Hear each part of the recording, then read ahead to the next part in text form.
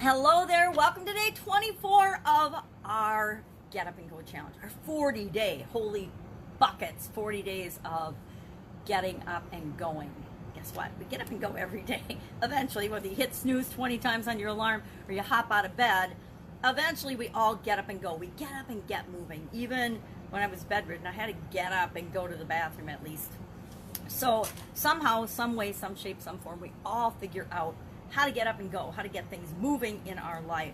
Today is our second part of our SOAP acronym for how we deal with changes, how we deal with challenges, how we deal with the stuff that just keeps slapping us in the face or up alongside the head that shows up in our life. Now, in addition to that, we're going to talk a little bit about one of my, I don't know if it's my favorite subjects or one of my least favorite subjects, but I've definitely been on the receiving end of triggers. So we're going to talk about triggers today. But first, let's talk about the O in the SOAP model. Yesterday, hopefully, you did your homework and you figured out where you are and where you want to go. What's your story? What's your situation?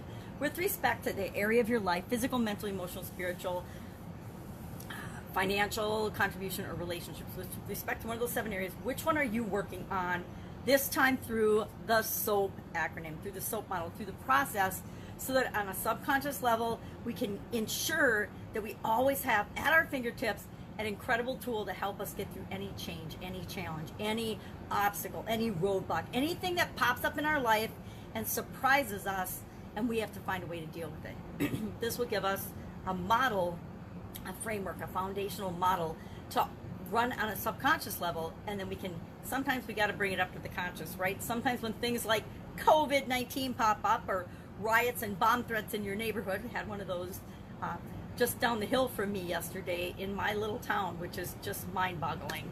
But stuff comes up, and we get to decide how we're going to respond and how we're going to react to it. And so we talked about what is the situation, where is it, where do we want to be, and where are we and where do we want to be. So I'm sharing that I'm working on my mental health, right? My mental well-being, my mental health during this time through the model. And yesterday we did an exercise to look at our beliefs and just brainstorm our beliefs. And I hope you did this, because I found it really, really powerful and enlightening and eye-opening. Because guess what? I didn't have any trouble writing down all my mental beliefs, right? All the beliefs, and not, I'm sure I didn't get all of them, but I got enough of them to give me a great snapshot of, holy crap, these beliefs are causing all of these problems, because we had beliefs in one column, problems in the other. And guess what? For every belief, sometimes there was more than one problem that I was letting it create in my life for me, right? Now, I don't know about you, but for the most part, I don't need to be creating more problems for myself. And that led me to think, guess what? I am my biggest trigger of drama and trauma and struggles and challenges and problems and the impetus of change in my life. Actually bigger than anyone outside of me or anything outside of me overall has been in my life. Now, I'm 60 years old, so I've had a lot of opportunity to experience triggers, right? Now, what's a trigger? A trigger is anything that sets off or creates an emotional reaction in us, an emotional or a thought process or a belief or some kind of a reaction in us, and it does it pretty much automatically. Now, I don't know about you, but I was married, I've been divorced for quite a while now. I mean, I've been divorced a long time, but we finally just finalized everything just a couple of months ago. Actually, no, a couple of weeks ago. We actually finalized and separated everything, except, you know what, we got kids together, but we separated all the other assets. You know, we're always going to have our beautiful children in common, but for the most part, separated that. If you have siblings, if you are a sibling, if you have been in a relationship that did or didn't work out, we all have the ability to trigger one another as human beings. So it makes life a little more complicated. It also makes it a lot more interesting and sometimes a little more fun if we approach the topic of triggers in a learning and enlightening and a positive way. Then they're not so powerful, and we're not so easily manipulated by them. So a trigger could be, okay, here, I'll give you an example. A trigger is whenever my ex-husband would call me, even when we were still married, it went over years and years. we learned we actually had a real estate, we worked with a real estate coaching company because when we got into real estate.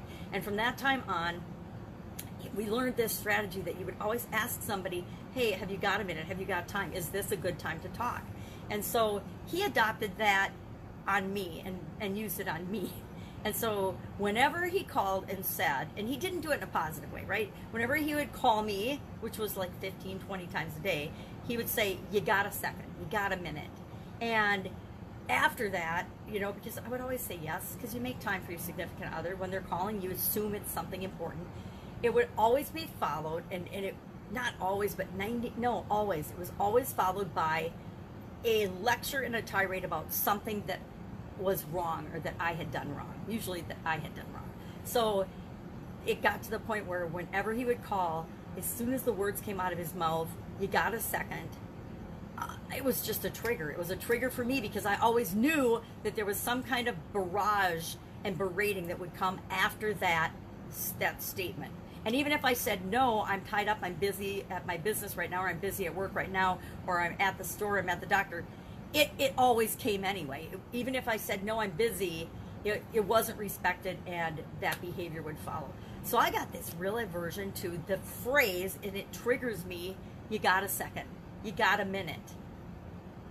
Can I talk to you about something? And it's not rational, it's not reasonable, because a lot of times people ask that, and they are asking in a respectful way. They are, hey, I don't want to bother you if you're busy, we can talk another time.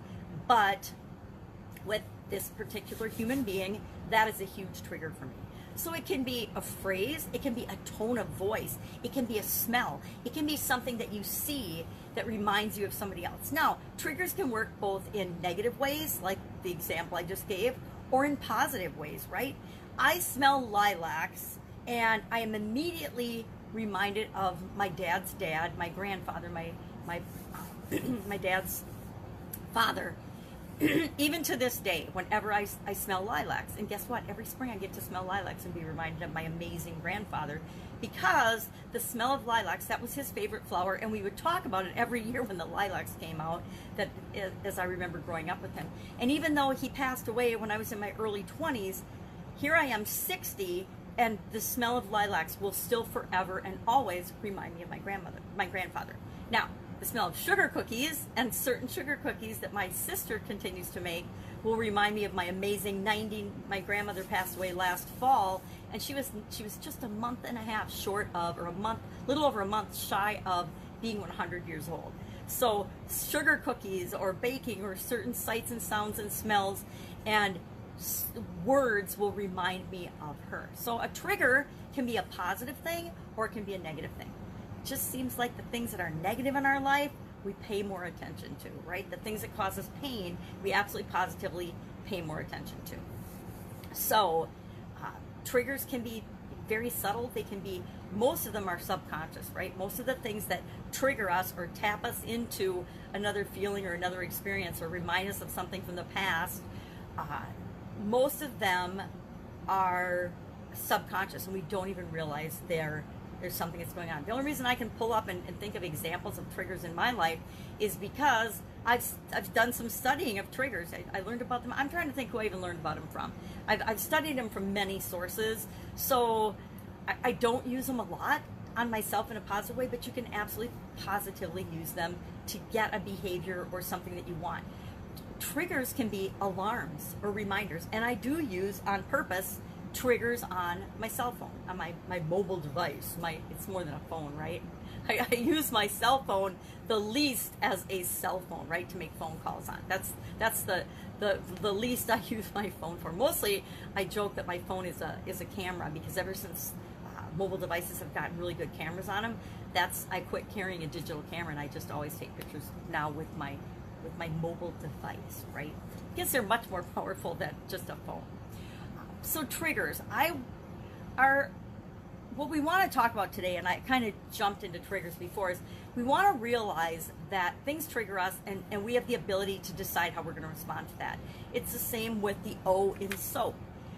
So often, we are faced with a situation and a challenge where we know we have to make a change, right? Staying the same, we can stay the same, but then we're going to get batted around by the situation, and it might not turn out as well as it can for us. We might end up having a suboptimal result just because we didn't do anything.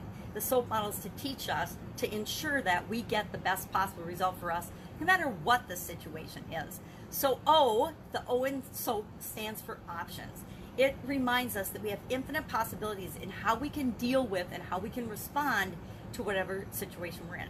So today, our action item is to brainstorm. I love brainstorming. You know, we're going to do it at least 7 times during this exercise because it's such a powerful tool. It's one of those things like having a SOAP framework in your toolbox that you can call upon anytime to realize that there's multiple solutions, there's multiple options to any problem, any challenge that you're facing.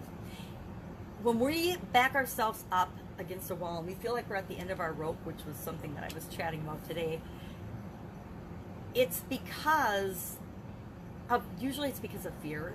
Usually it's because of past experiences that we've had that didn't turn out the way that we wanted. But when we feel like everything's black and white, there's only one solution, there's only one thing that we can possibly do, number one, we're absolutely positively wrong. Because there's always more than one option. There's always more than one thing that we can do. And that's why I love brainstorming so much, because it shows us if we just sit down and think for a couple of minutes, or maybe you just ask yourself the question, okay, what am I going to do? What are all the possibilities of moving my mental well-being from where it is now to where I want it to be? What are all the possible things? Could I get a personal coach? Yeah, but it would cost me. And don't say yeah, but just, I could get a personal coach. I could get a coach to help me with my mindset. I could go see a shrink. I could ask a friend. I could read a book. I could do some exercises. I could Google it, for heaven's sakes. And you start rolling and just writing down all the options of what you could do for get you to from point A to point B, or point C, D, E, F, all the way to the end of Z, to the success that you want in a certain area by brainstorming all the options. So today our action item is to brainstorm at least 10 things you could possibly do. Because if you just do 2 or 3, you're going to stay in that little box of thinking that there's nothing you can do, or there's very few things you can do. What I want you to do with this exercise, and why it's important, is you want to expand your belief system, because we talked about beliefs yesterday, that there are always actually infinite possibilities. Just because we can't see it right now doesn't mean there aren't a whole lot of possibilities and a whole lot of ways that any situation can be dealt with. So as I'm thinking about my mental capacity, my mental well-being, my thoughts, my beliefs about things and this aspect and area of my life, today I'm going to brainstorm, and you are going to brainstorm. I'm going to brainstorm all of the things I could possibly do to get my mindset from a 7 to closer to a 10. I mean, I want it to be a 10, right? I want to know that I'm at the top of my game. My thoughts, not my feelings, we're going to talk about those next week with emotions, but that my thoughts and my mindset is supporting me in whatever it is that I want to do. Because kind of like our physical well-being, our mental well-being is right up there with it, because they're interconnected. You can't separate your mind from your body, right? Our mind is always making our body work. It's all about our energy and how we're showing up in the world. So today, action item, brainstorm at least 10 and share 3 in the comments below. Share 3 things that you could possibly do. Hey, the more far-fetched, the more freaking ridiculous, the more fun, the better. So just grab 3 things off of your list and share them in the comments below about what you could possibly do to impact your whatever area you're working on. I'm working on mental, so I'll share 3 things about what I could possibly do to impact my mental health, right? My mental well-being. And you know, they might be get a lobotomy, take medication. My ex-husband was always thinking I should be on medication, right? That's the sign that your relationship is not in the right spot if you ever need to be medicated to stay in a relationship, right? That means that the problem isn't you, the problem is the relationship. Anyway, that's a big lesson learned. So, triggers. If you want for extra credit, share one of your triggers. At least think about your triggers today and start to be aware of things that create an automatic response in you. Again, good and bad, because what we want to do when we find the negative triggers, we want to replace them with a positive trigger. Let me think of a quick example. I used to hate it when my alarm clock woke me up, right? I used to just hate it.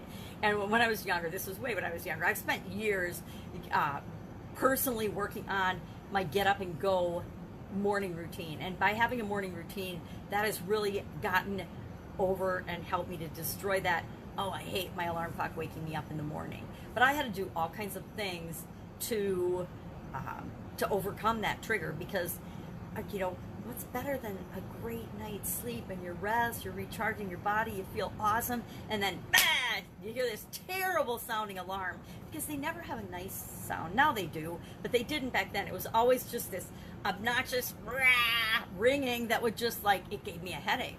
And I had, you know, nobody likes to have a positive activity interrupted. It usually was breaking into the middle of a really good dream, right? So it was annoying.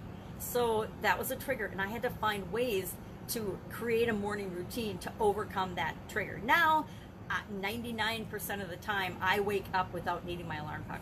I just automatically, I'm a morning person.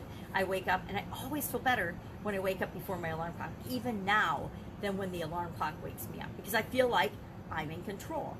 So instead of letting the ringing of an alarm clock or bell trigger me, although I will admit, my cell phone ringing annoys me. I need to change the ring on it, because it's an interruption.